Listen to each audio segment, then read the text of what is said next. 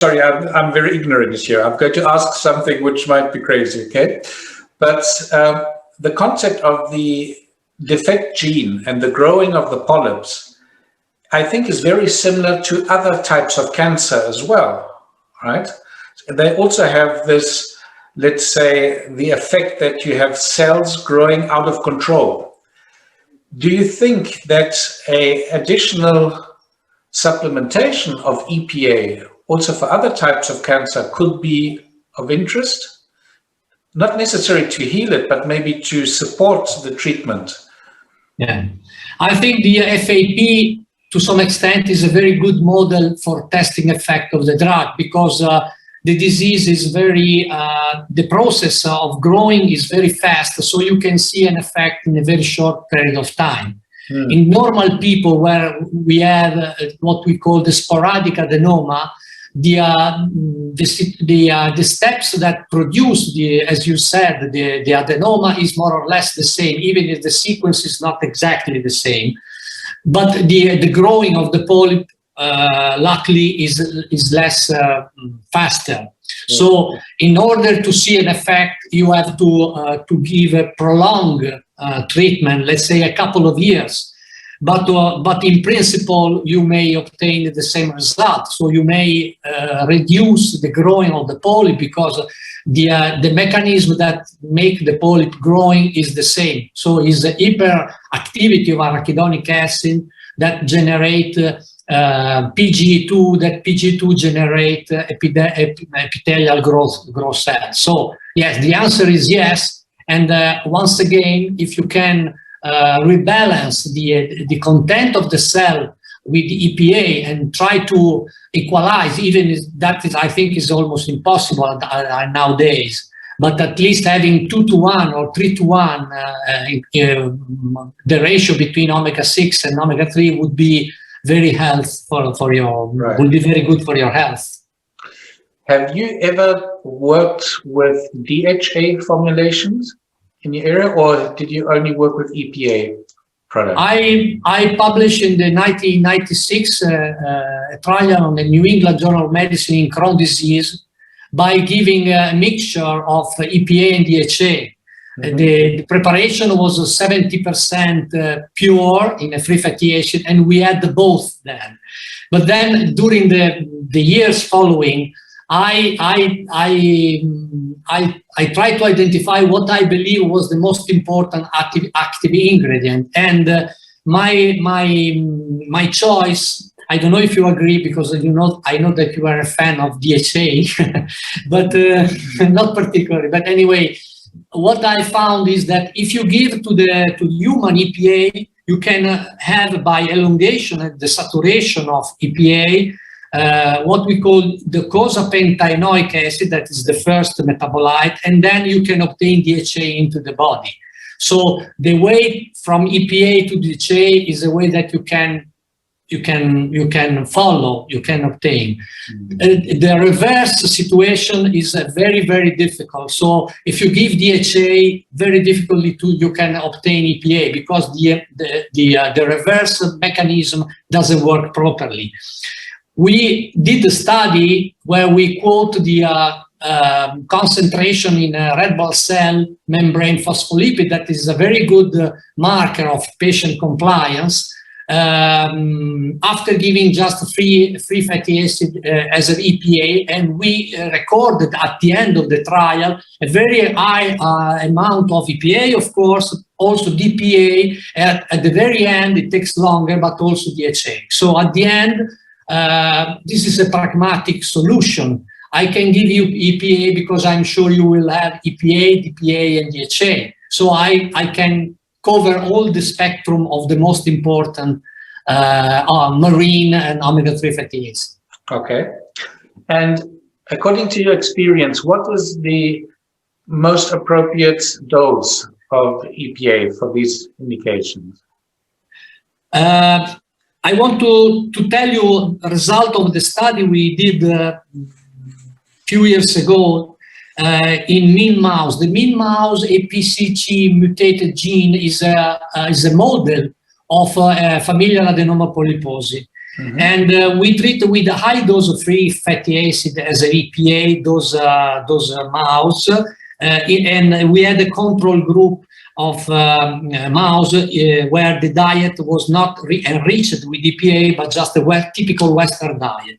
After 9 weeks, we sacrificed the animal, and what we found was amazing, because the reduction in polyp burden in this mouse that had developed a sort of FAP, the same disease that we have in the human, was the highest never found before. There was 80% reduction in polyp. And that is very, very, very nice result. But most of all, when we quote the amount of fatty acid in the membrane, we have a completely reverse situation that we normally have in human, for example. So we have 2%, 1% of arachidonic acid in the membrane, and 24% of EPA in the membrane. In human, we have exactly the opposite.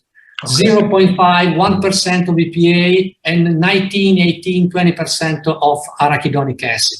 This is a paradox, because the dose we give to those mouse was 250 times more than the dose we are going to human. And in human, we are giving 2 grams per day.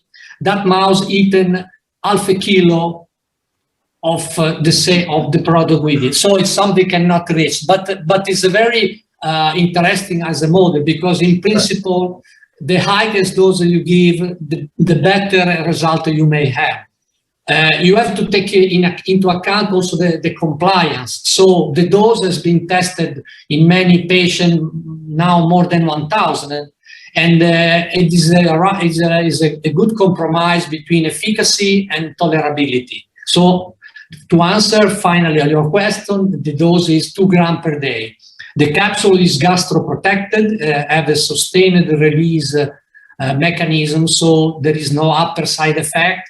The EPA is in a free fatty acid form, so there is no need of any kind of enzyme to be digested, and the absorption is very easily, because the EPA in a free fatty acid can cross the epithelial wall without need any micella or any kind of enzyme.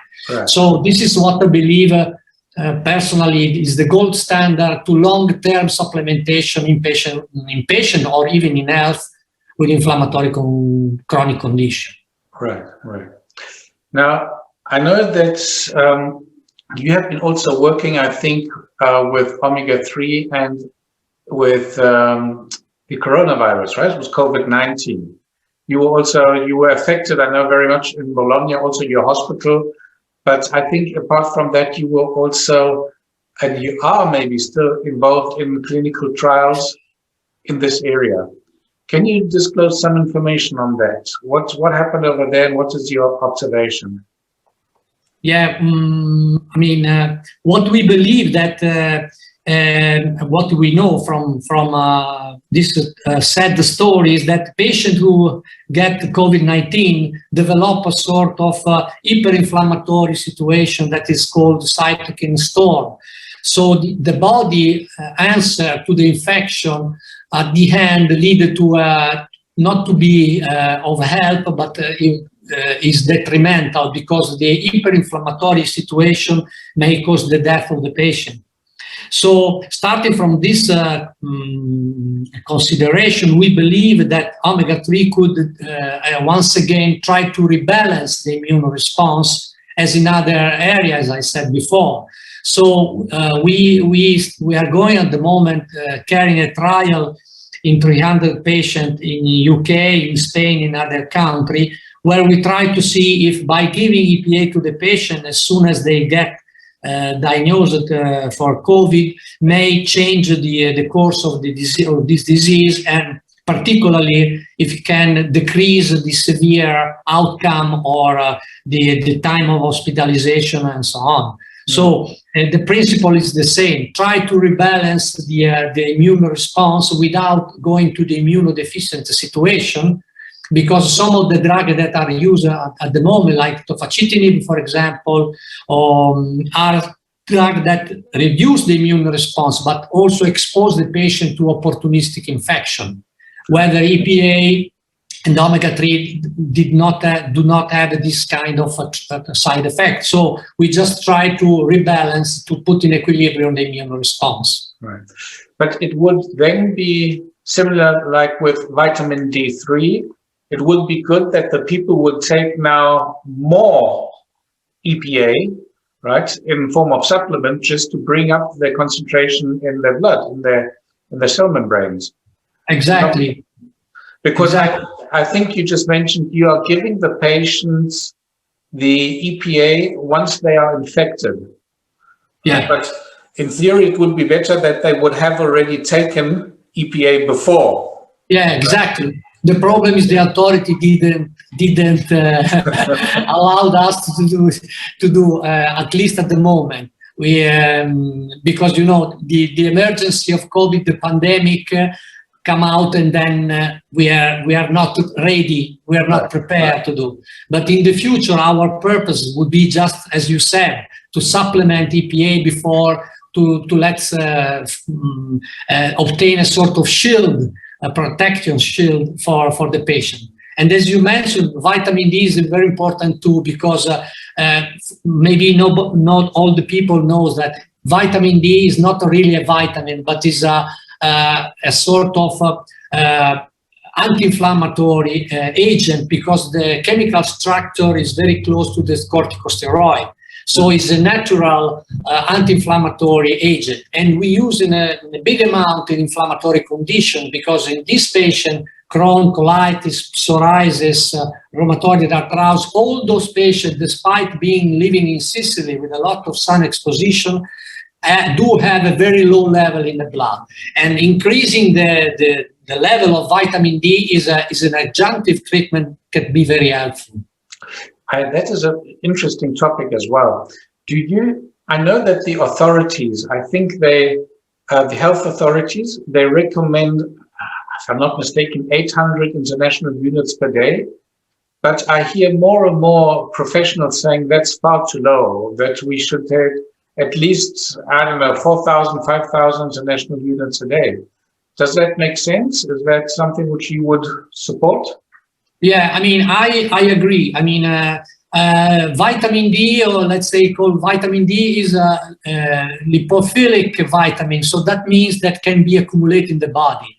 And if you reach too high level, it can be detrimental, but this level has never been reached with such a dose. So there are doctors all over the world that are treating patients with giving 1 million of units per day. That's maybe is too much. But as you said, a way in between from such a low dose and the high dose would be very helpful, I think. Yes, I think so too. Okay, so we're coming slowly to the end. I have one more question to you. Well, I heard that you're also working on another very interesting, let's say, topic and area, and that is, I know you cannot disclose a lot of information there, so that's okay. But I hear that you've been working something on a formulation which, with EPA and with GLA and other ingredients, which help to maintain your natural hair color. Is that hair color and hair growth, right? Yeah. So what's that? Yeah, this is, it seems an ancillary question, but I think is very important. My personal experience with patients with inflammatory chronic activity is every day facing especially women, but also men, that have very heavy trouble with the hair loss. The hair loss is due to many factors. One is the loss of some elements in the feces because of the inflammation, cannot absorb all what we should need to have.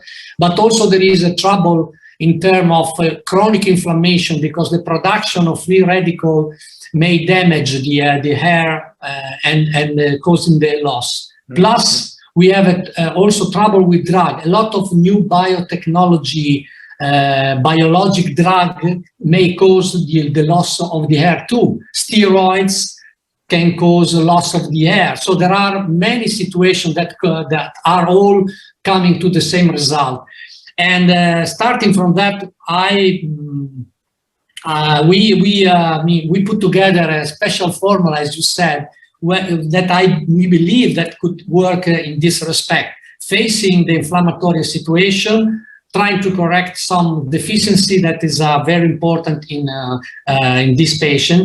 But also, I think, because of some of the mechanism that leads to the hair loss is common also in healthy people, that formula could work not only in patients with inflammation, but also in, let's say, normal people. But did you actually see that already? So did you have the opportunity to try such a product with some of your patients? And was there a recovery of the hair growth? I tried to give the idea comes from the fact that I tried to give the separate ingredient, and they even separately they work. So I have experienced one with a couple, at least a couple of the ingredients of the formula, and they both help. So I think that we could, if you could put together all this mechanism, all this ingredient that works in different way, we may have a more synergic effect. Right. It is amazing, really, for me to see how many applications these omega-3 fatty acids have. And most of these applications, if you go or burn it down, goes back to anti-inflammatory effects. So people, you keep on hearing people which say, oh yeah, omega-3, it works for everything. But basically it's always a very similar mechanism. It's the anti-inflammatory effect, bringing down chronic inflammation, which then has these positive, effects on different outcomes and symptoms of diseases. So yeah. Okay. Yeah, sorry, just final remarks. I think that this is true. Omega-3 works for everything, and that's correct, because you have to believe that we change dramatically our body composition, and everything is online in this respect, because all these incidents of inflammatory chronic condition parallel the change in alimentary habit. And so I think, of course, genes are important, toxic are important, but if our body could be like the body of our ancestor, I'm sure that the size and the number of patients with inflammatory condition would be much less. Right. Well, thank you very much, Andrea. It was very interesting. I knew it was going to be interesting. Thank you for your time and sharing your experience with us. Okay. With a pleasure. Thank you, Pete.